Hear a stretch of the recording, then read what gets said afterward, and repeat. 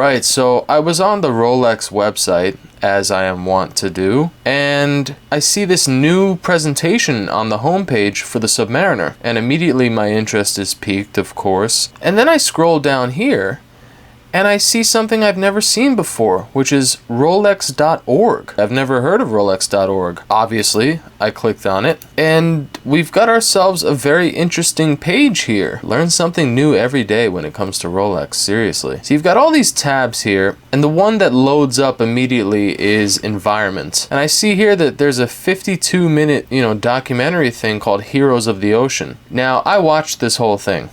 I watched all 52 minutes of this thing. I've got to say, there's not really any explicit Rolex product placement.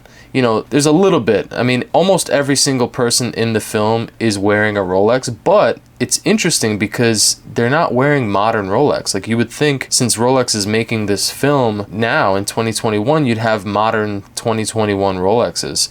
If they were just giving them to the actors or the environmentalists or whatever, they would just give them a modern Daytona to wear or a modern Explorer. But they're all wearing old pre-ceramic Rolexes, which was surprising to me. And I've taken a few screenshots. As you can see, everybody's wearing these pre-ceramic Rolexes. Man, I'll show you all those screenshots later in the video, but for now, we're just gonna take a quick look at what's offered on this page. Like I said, this 52-minute video, it's your typical nature documentary where they talk about how bad we are for the environment, which we are, and I'm all for environmentalism. But while I was watching this, I couldn't help the cynic in me from coming out.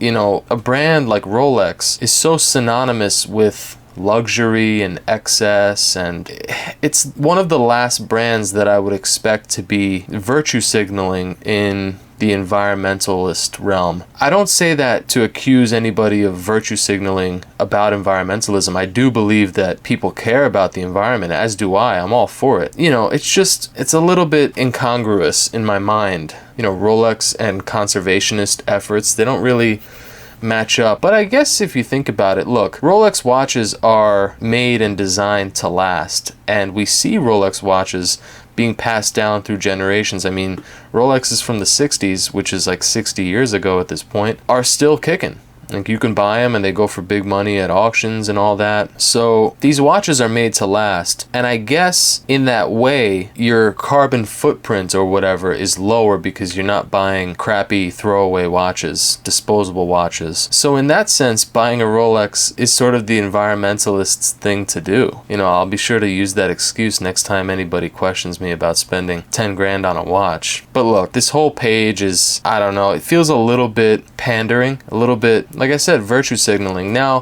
when it comes to Rolex, like, if anyone's gonna virtue signal, I'm okay with Rolex doing it, So you've got this page here, the environment, you've got three clips. The main one is this 52-minute one, but let's see perpetual.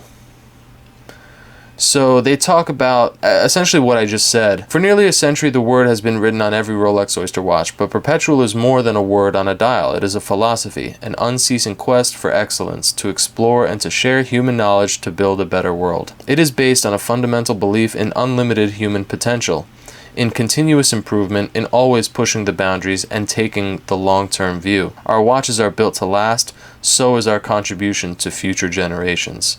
So, essentially what I just said, but better and more concise. And they talk about Hans Wilsdorf and his enduring philanthropy has left a mark, blah, blah, blah. I'm all for it. I mean, I recommend you read this stuff. It's pretty interesting. You've got this thing here about Sir Francis Chichester. You've also got this page here, Rolex Training Center. It's essentially about the Rolex school that they have in Geneva. And it's pretty cool. I would love to do this type of thing. I think it's pretty competitive, You've got to have engineering or, craftsmanship background, which I don't. But I would love to do something like this, man. Go out to Geneva and be trained by Rolex. Oh my God, dream come true. You've got this sweet video about the Rolex Deep Sea Challenge, the James Cameron thing. Here, we'll check out a little bit of it. Welcome back, man.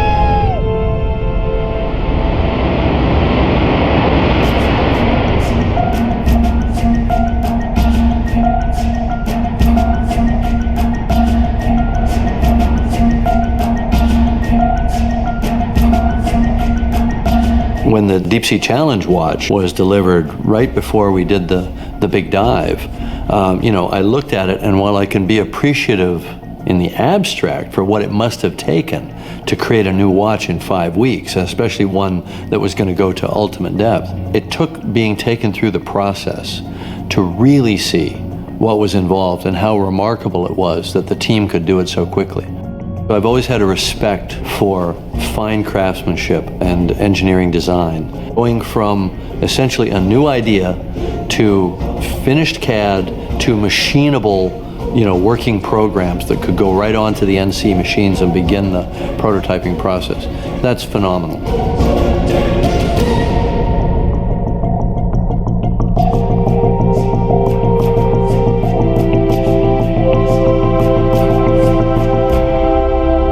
What we see is the product of a small, highly motivated and experienced team working in a very short period of time to do something that other people would tell you is impossible. And that's what I see in the sub, and that's what I see in the watch.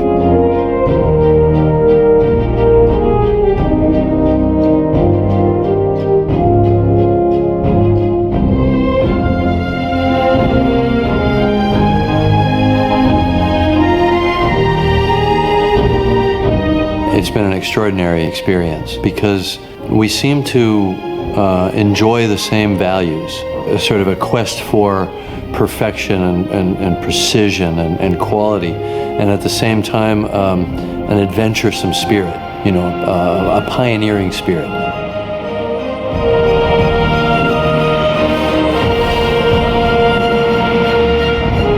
I've had a Rolex on my wrist for over a quarter of a century. And I've looked at it tens of thousands of times, but I'll never look at it the same way now.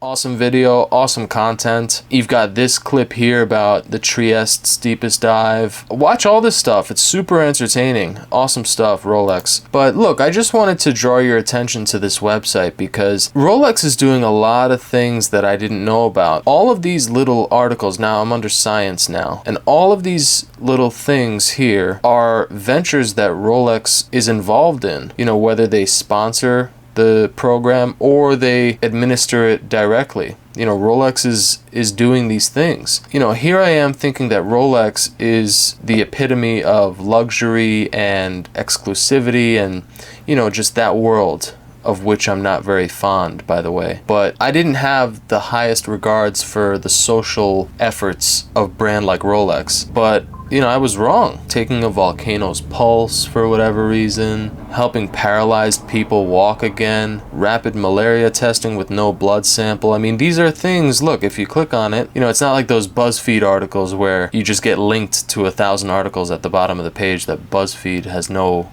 involvement in. These are Rolex ventures. So Rolex has this awards for enterprise program where they basically offer an incentive to scientists and other environmentalists and things like that, and they give out these awards to incentivize people to do great work. What can I say? It's pretty awesome stuff. And it kind of puts my mind at ease whenever I have qualms about wearing such an expensive watch. At least I can say, well, no, Rolex is doing some awesome things for the planet. So I'm doing my part by supporting them. I've always been attracted to Rolex for the grandiose nature of it all. I mean, Rolex is such a powerful name, and sometimes in the era of unavailability and authorized dealer shortages and all this hype stuff that's going on with the brand, a page like this can be a reminder as to why we love this brand so much. And it's good to know that they're not just taking our money and sitting on it like Scrooge McDuck. They're doing something, right? Call to Earth, a mission of hope, perpetual planet initiative.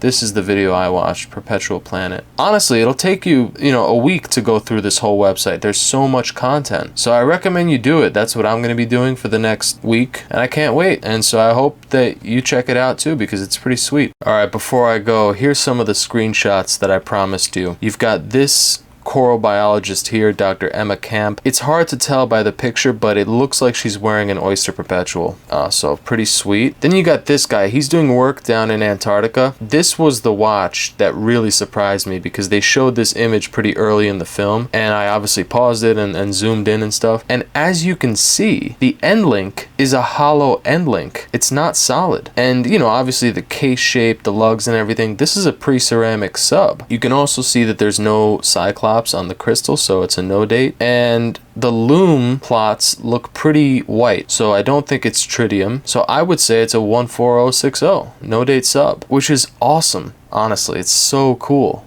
I mean, I love seeing pre-ceramic I love seeing Rolexes, in films and in the wild and stuff, but when it's a pre-ceramic Rolex, nowadays, obviously James Bond and stuff, that's all pre-ceramic, but to see a modern film or a piece of media and someone's wearing a pre-ceramic Rolex, I love it. I love to see it. So there you go. Awesome, sweet watch. And it shows you that Rolex didn't just hand out a Submariner for this guy to wear. Now look, they could have, I'm not saying it's impossible, they could have gotten a pre-owned pre-ceramic sub to have this guy wear, but something tells me that this is his watch. It's just my feeling about it. I mean, he looks like the kind of guy who would wear a sub. He's an audio oceanographer or something, so he listens to the sounds of the ocean, like whales communicating. So he's around the water all the time, 24 hours a day pretty much. A sub is perfect for him, so I love seeing this stuff. Then you got this lady. It looks like, I don't know, it looks again like a sub, but it's not so easy to tell. Yeah, it's definitely either a sub or possibly a sea dweller, because it looks a little bit thick. Oh yeah, here we go. This is a better view of it. So it's a sub, but I think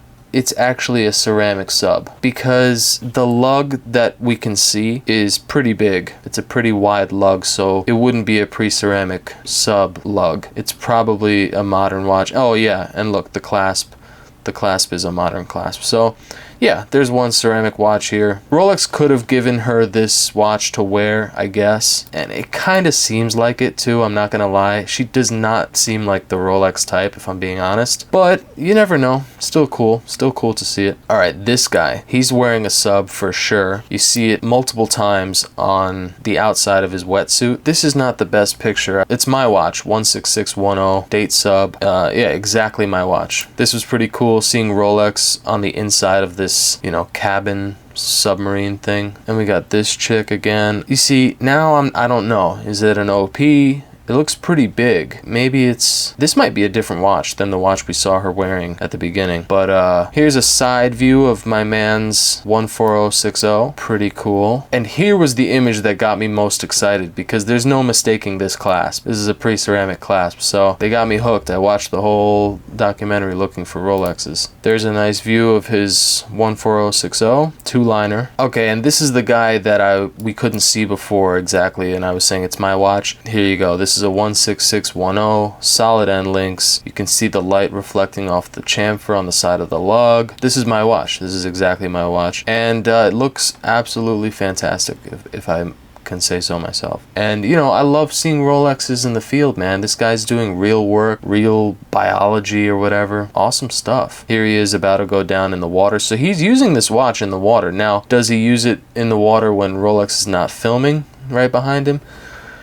Maybe not, but hey, it's still cool. You got this older lady. She's the narrator of the documentary. Her story was most prominently told, and it looks like she's wearing a solid gold President date. So good for her. Appropriate size, very loose on her wrist. I mean, I feel like if the jacket cuff wasn't there, it would slide down to her elbow. Sweet watch nonetheless. You got this lady. This definitely looks like an OP to me, which is cool. She's like in Peru doing work in Peruvian villages and stuff, and so you don't necessarily want to have a two-tone bluesy, But yeah, nice humble OP. And then last but not least, this was the final image of the film. Right at the end, they snuck it in. BBC for Rolex. So pretty cool, man. There you go. I recommend you watch it. If nothing else, watch it for the in the field Rolexes. I'll say it again for the last time. It's super cool to see Rolexes being used in the field like they were designed to be used. There you go. I hope you enjoyed, and peace out.